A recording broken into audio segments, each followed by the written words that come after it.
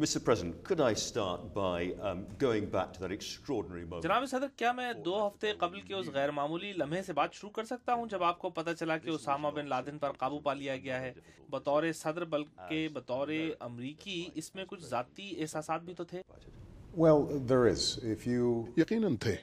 اگر آپ ان خاندانوں سے ملے ہوتے جنہوں نے اپنے پیارے 9/11 میں کھوئے، اگر آپ اس غیر معمولی دھچکے کے بارے میں سوچیں جو یہ بطور ملک لگا تھا، وہ قربانیاں جو نہ صرف امریکی بلکہ برطانوی اور افغانستان میں موجود دیگر اتحادی فوجیوں نے دی ہیں، اور اگر آپ کو لگے کہ اس سب کا ناطہ القاعدہ کے اس عمل سے جڑا ہے، تو ہمارے لیے یہ اعلان کرنا کہ اس واقعے کا منصوبہ ساز اور سرغنہ ختم کر دیا گیا ہے ایک قوت بخش لمحہ تھا، اور یہ یہاں امریکہ میں اس واقعے پر آنے والے رد عمل میں بھی جھلکتا ہے۔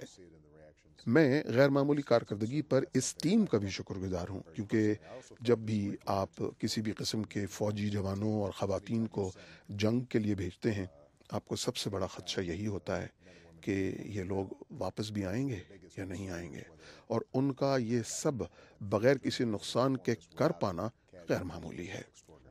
It was also an extraordinary یہ ایک gamble. غیر معمولی as you داؤ yourself تھا، have جیسا کہ آپ said. نے کہا کہ اگر حالات بگڑ جاتے تو آپ کے فوجی پاکستانی فوجیوں پر گولی چلا سکتے تھے، اور اگرچہ اس وقت بھی پاکستان کے ساتھ تعلقات پیچیدہ تھے اور ابھی It could have gone یہ اس worse. سے کہیں زیادہ بگڑ سکتا Part of the reason بالکل، یہ اس سے کہیں زیادہ برا ہو سکتا تھا۔ میرے اس نپے تلے خطرے کو مول لینے کی ایک وجہ یہ جاننا تھا کہ وہ کتنے تیار ہیں، ہم کمپاؤنڈ کے بارے میں کتنا زیادہ جانتے ہیں۔ وہ وہاں کی بیشتر آبادی سے ذرا ہٹ کر تھا۔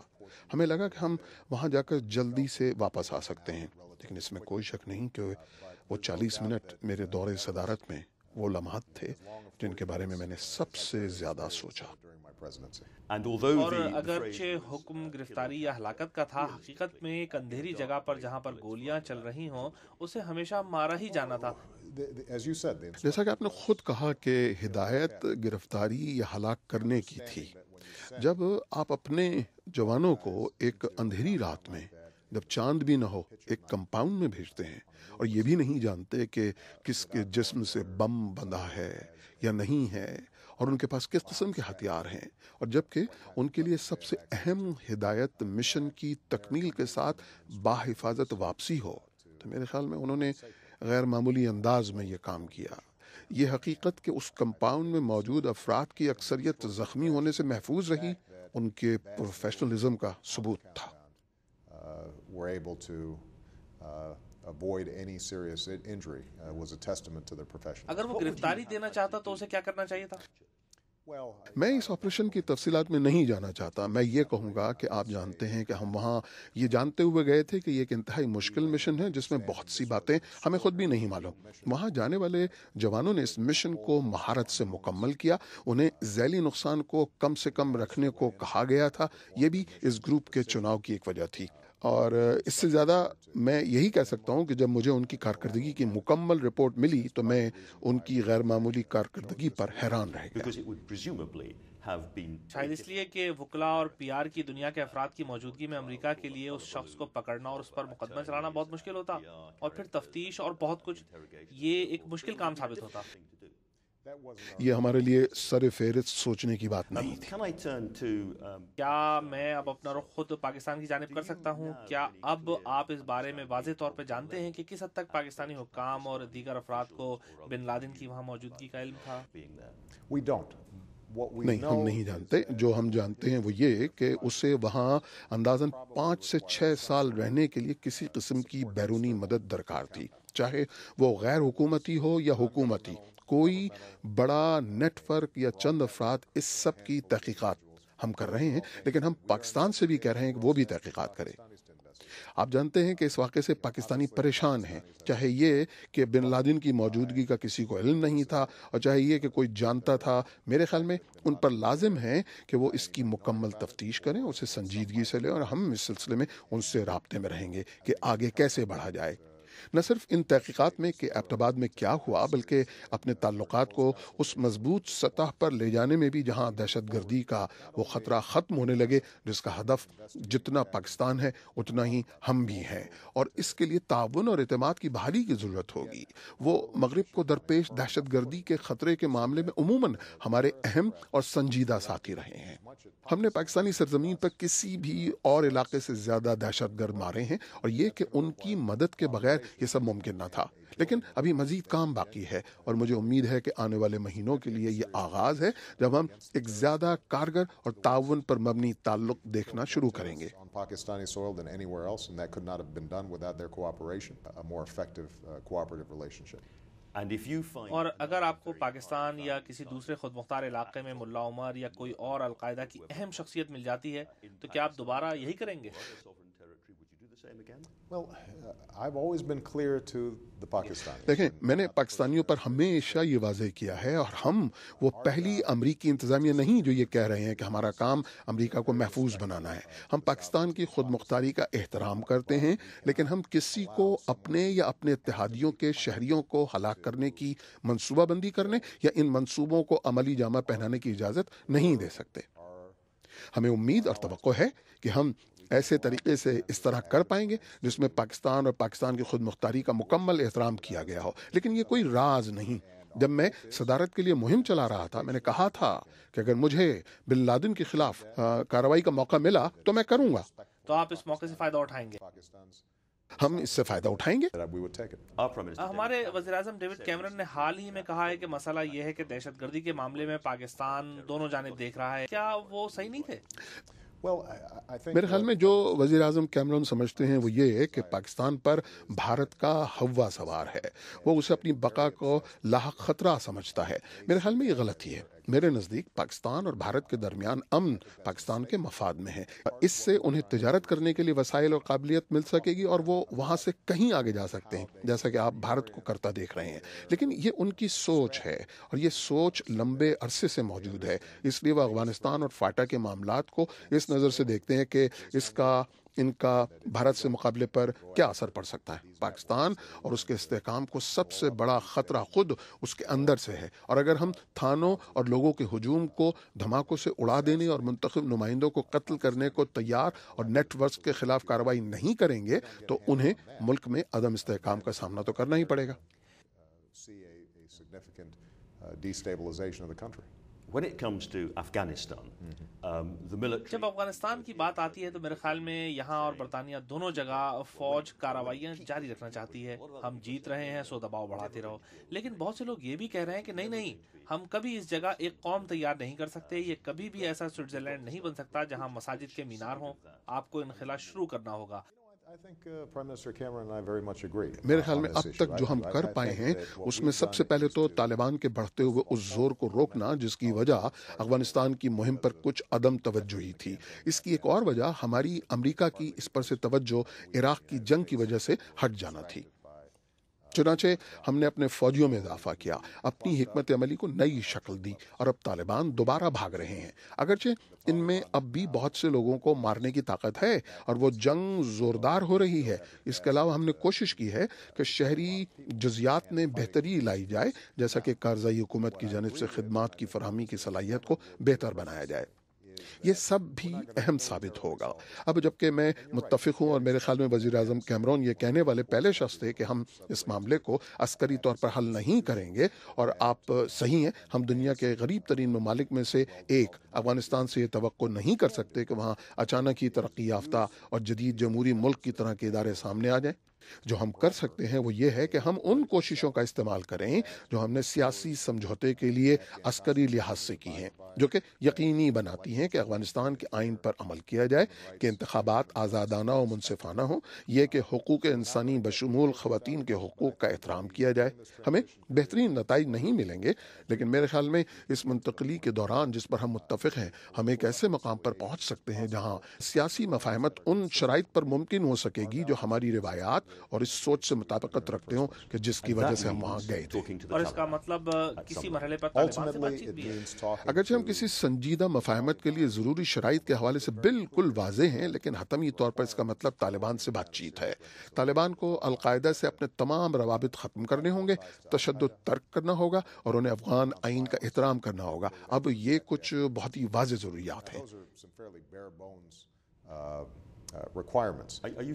کیا آپ ان سے ان بنیادوں پر بات شروع کریں گے؟ میرا مطلب ہے آپ خود نہیں بلکہ آپ کی انتظامیہ.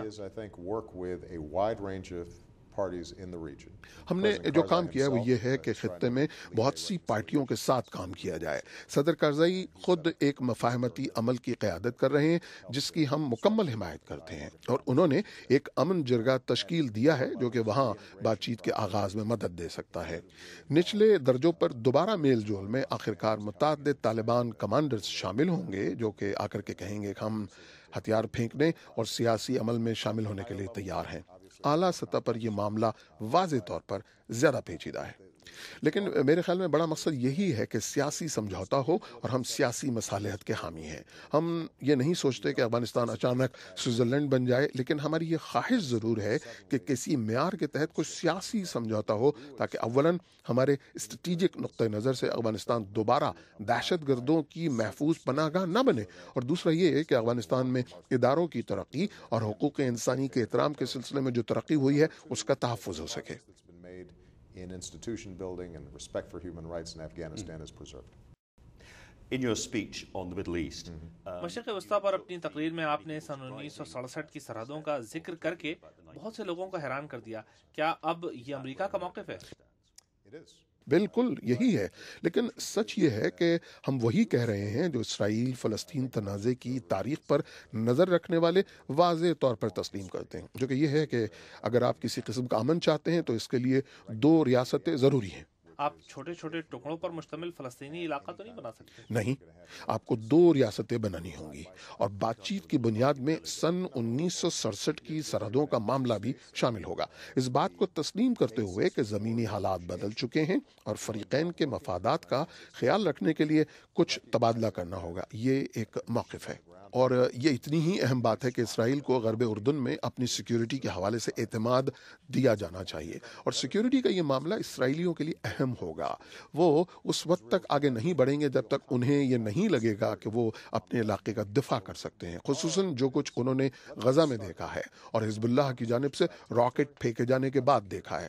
چنانچہ ہمارا موقف یہ ہے کہ علاقے اور سیکیورٹی پر بات چیت شروع کی جائے. اس سے تمام مسائل حل نہیں ہوں گے. آخر میں آپ کے سامنے یروشلم اور پناہ گزینوں کا معاملہ آ سکتا ہے، لیکن اگر ہم 2 ریاستوں کے خد و خال پر کام کریں اور فریقین حقیقت کا سامنا کریں کہ اس کا حل ایسے ہی ہے، تو ان کے لیے دیگر 2 معاملات کے حل کے لیے مشکل رعایتیں دینا آسان ہو جائے گا. حماس اور فتح نے اتحاد کر لیا ہے، اور اس موسم خزاں میں اقوام متحدہ سے ریاست کو باقاعدہ تسلیم کیے جانے کا مطالبہ کرنے والے ہیں. کیا آپ کے خیال میں اس میں کوئی مذائقہ ہے؟ کیا آپ اس کی حمایت کریں گے یا اسے ویٹو کر دیں گے؟ I do think it's a problem for 2 reasons. میرے خیال میں یہ 2 وجوہات کی بنا پر مسئلہ ہے. پہلا یہ کہ حماس نے ابھی تک اسرائیل کو تسلیم نہیں کیا ہے اور نہ ہی تشدد ترک کرتے ہوئے یہ مانا ہے کہ اس مسئلے کے حل کے لیے مذاکرات ہی صحیح راستہ ہیں. اور حقیقتاً اسرائیل کے لیے بہت مشکل ہے کہ وہ ایک ایسی میز پر بیٹھے جس کی دوسری جانب موجود لوگ اسے بقا کا حق دینے کو تیار نہیں. اس لیے یہ ایک ایسا مسئلہ ہے جس کا حل فلسطینیوں کو نکالنا ہوگا. کیا آپ اس کوشش کو ویٹو کریں گے؟ دیکھیں، پہلے انہیں فیصلہ کرنا ہوگا کہ متحدہ فلسطینی اتھارٹی کا اسرائیل کے حوالے سے سرکاری موقف کیا ہے، کیونکہ اگر وہ اس رکاوٹ کو عبور نہیں کر سکتے تو مذاکرات کا ہونا بہت ہی مشکل ہے. میرا یہ بھی ماننا ہے کہ یہ خیال کہ آپ اس معاملے کو اقوام متحدہ میں حل کر سکتے ہیں غیر حقیقی ہے. کہ اقوام متحدہ میں جو چاہے ہو، اگر آپ کو ایسی ریاست چاہیے جس میں آپ کو حق خود ارادیت ملے تو آپ کو اسرائیلیوں سے بات کرنی ہوگی. آپ انہیں نظر انداز کر کے آگے نہیں بڑھ سکتے. اس لیے میں سمجھتا ہوں کہ آپ اقوام متحدہ میں جو بھی کوشش کریں وہ صرف علامتی ہوگی. ہم پہلے بھی ایسی بہت سی علامتی کوششیں دیکھ چکے ہیں. یہ ایسی چیز نہیں جس کے بارے میں امریکہ کا رویہ ہمدردانہ ہو. اس لیے ہمارے خیال میں یہ اصل مسئلے سے صرف نظر کرنا ہے جو فریقین کو حل کرنا ہی ہوگا. And of course, all of this part of the इस world वक्त दुनिया का ये खित्ता शोलों की लपेट में है और ये फ्रीडम राइडर से 50 साल बाद की बात है। आपने खुद अपनी तकरीरों में रोजा पार्क्स का जिक्र किया और ये कि कई तरह से आज के हुकूक इंसानी के जुलूसों की मानंद है। अब आप इन शामी नौजवानों से क्या कहेंगे जो नमाज जुमा के बाद बाहर निकलते हैं और उन्हें लाठियों का सामना करना पड़ता है, उनमें से कुछ गोलियां लगने से हलाक हो जाते हैं। दुनिया के सबसे ताकतवर शख्स का उनके लिए क्या पैगाम है? Well, my message is that देखें, मेरा पैगाम यह है कि अदम तशद्दुद की क़ुव्वत और अखलाकी ताकत अमेरिका में ख़ुद को साबित कर चुकी है।